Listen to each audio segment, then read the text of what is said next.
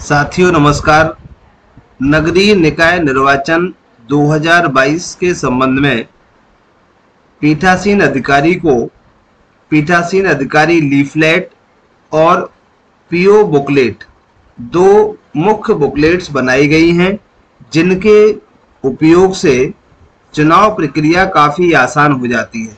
तो आज के वीडियो में हम पीठासीन अधिकारी को जो लीफलेट मिलते हैं उनका उपयोग पीठासीन अधिकारी को कब करना है, कहाँ करना है और कैसे करना है, इन तीन बिंदुओं को ध्यान में रखते हुए चर्चा करेंगे। जब तक वीडियो स्टार्ट करते हैं, यदि आपने अभी तक हमारे चैनल को सब्सक्राइब नहीं किया है तो प्लीज़ सब्सक्राइब कर लें, क्योंकि इसी तरह के कुछ आपके उपयोगी वीडियो हम लगातार प्रयास करते हैं कि उपलब्ध कराते रहें। और आपको कुछ इसके संबंध में आवश्यकता है तो हमारे कमेंट बॉक्स में आप बता सकते हैं। तो आज के वीडियो में हम पीठासीन अधिकारी लीफलेट या पीओ लीफलेट के बारे में चर्चा करेंगे। जैसा कि हम देख पा रहे हैं, मतदान केंद्र पर सूचना प्रदर्शन और मतदान अभिकर्ताओं को वितरित किए जाने के लिए अभिलिखित मतों के लेखा के प्रारूप को समेकित संकलन इस बुकलेट में होगा। तो इसके लिए आपको ये जो बुकलेट में कितने सामग्री मिलेगी इसके बारे में विवरण सबसे पहले दिया होगा।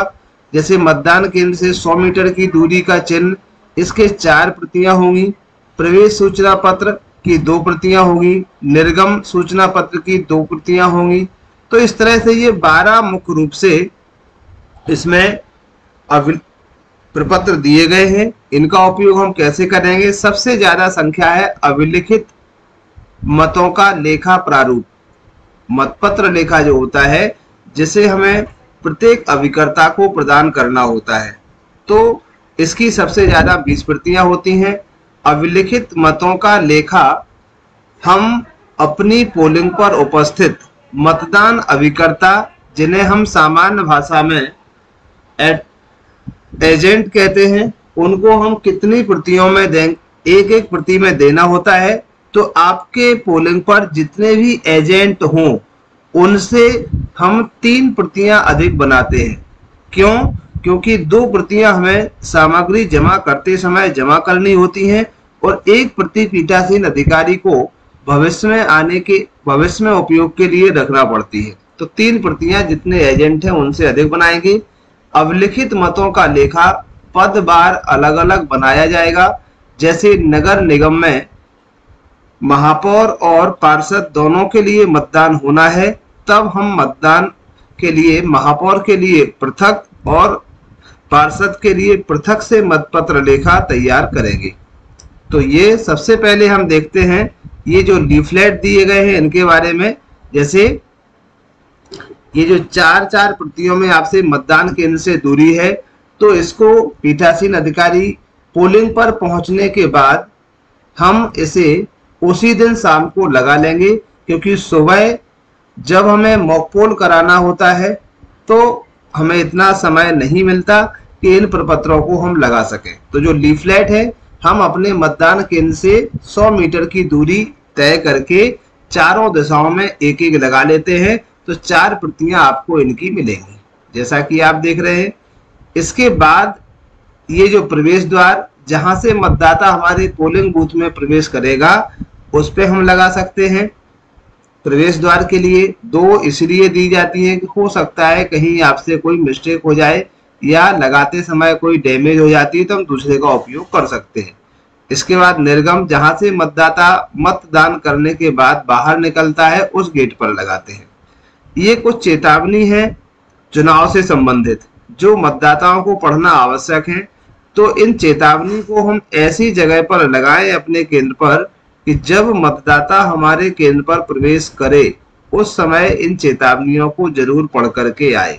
तो जैसे पहला है, फर्जी मतदाता बनकर मत देना अपराध है। मतदान केंद्र के 100 मीटर की परिधि में चुनाव प्रचार एवं मतों के लिए याचना करना अपराध है। मतदान केंद्र के 100 मीटर की परिधि में वाद विवाद, अशांति पैदा करना या उपद्रव पैदा करना भी अपराध है। चौथा बिंदु है, मतदान केंद्र से निविदत मतपत्र एवं अन्य निर्वाचन सामग्री बाहर ले जाना भी अपराध है। जैसे कि जो चिन्हित प्रति है या अन्य प्रतियां जो हमें दी गई है उन्हें भी हम बाहर नहीं ले जा सकते। तो ये चेतावनी है, इसे हम ऐसी जगह पर लगाएं जो मतदाता हमारे पोलिंग बूथ पर अंदर प्रवेश करता है भली भांति प्रवेश कर सके और इसे पढ़ भी सके। तो ये जो प्रतियां थी चेतावनी की वो हम इसकी लगा देते हैं। इसके बाद मतदान केंद्र के क्षेत्र के संबंध में सूचना। आपका जो मतदान केंद्र है उसमें कुछ विशेष सूचना ये दी गई है। जैसे मतदान केंद्र क्षेत्र के संबंध में सूचना, तो सबसे पहले यहाँ मतदान केंद्र क्रमांक हमें लिखना है, वार्ड क्रमांक हमें लिखना है कि कौन कौन से वार्ड आपके यहाँ हो सकता है। एक जहां आपकी ड्यूटी है उस जगह कोई एक से ज्यादा वार्डों के भी प्रत्याशी मतदाता अगर सम्मिलित हैं। वैसे इस तरह का नहीं होता है नगरीय निकाय चुनाव में। ग्राम पंचायत में हो सकता है कि आपकी पोलिंग पर एक से अधिक वार्ड के मतदाता मत दे रहे हो, लेकिन नगर पंचायत में ऐसा नहीं है, एक ही वार्ड के मतदाता आपके यहाँ आएंगे। तो वार्ड क्रमांक हमें लिखना है। इस मतदान केंद्र में केवल वे ही मतदाता मत देने के हकदार हैं जिनके नाम वार्ड क्रमांक, यहाँ इसमें कि वार्ड का नंबर लिख देंगे आप यहाँ पर, मतदाता सूची के भाग अनुक्रमांक में अंकित हैं। तो ये आपकी चिन्हित प्रति से आपको इन दोनों के अंक मिल जाएंगे, अनुक्रमांक भी मिल जाएगा और वार्ड क्रमांक भी मिल जाएगा। इसके बाद पीठासीन अधिकारी अपना केंद्र क्रमांक की यहाँ सील लगा देंगे और पीठासीन अधिकारी के यहाँ हस्ताक्षर हो जाएंगे। तो साथियों, जितने भी प्रपत्र आपको मिलना है उन पर हम केंद्र और सुभिन्नक मोहर जरूर लगा दें, जिससे कि वो आपके केंद्र को चिन्हित कर सके। तो ये सूचना के संबंध में थे। फिर आपके जो पार्टी है, टीम है आपकी चुनाव प्रक्रिया कराने के लिए, जिसमें पीठासीन अधिकारी और 3 अन्य जो अधिकारी हैं, जैसे प्रिसाइडिंग ऑफिसर 1, मतदान अधिकारी क्रमांक 1, 2 और 3। तो जहां पीठासीन अधिकारी बैठना है उनके पीछे की साइड में दीवार पर हमें ये लगा देना है। तो कोई भी हमारे यहाँ चेक करने के लिए आता है, चाहे वो मतदाता हो या हमारे अन्य अधिकारी जो चुनाव प्रक्रिया में लगे हैं वो हों, समझ सकें कि ये यहाँ पर पीठासीन है। इसके बाद मतदान अधिकारी क्रमांक 1 और अन्य मतदान अधिकारियों के लिए ये लगा हुआ है 2, 3, 4, इनके लिए लिख सकते हैं।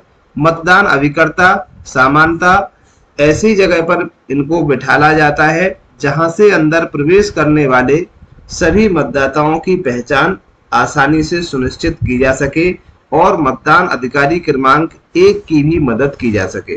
साथियों, इससे पूर्व में 4 वीडियो मेरे चैनल पर और अपलोड है जिसमें चुनाव प्रक्रिया की संपूर्ण बातों को बहुत ही बारीकी से बताया गया है। आप चाहे तो उन्हें भी इससे पूर्व के देख सकते हैं। Part A, B, C, D ये हमारे नगरीय निकाय के लिए है और भाग 1, 2, 3, 4, 5 पंचायती चुनाव के लिए या त्रिस्तरीय पंचायती निर्वाचन के लिए डाले गए हैं।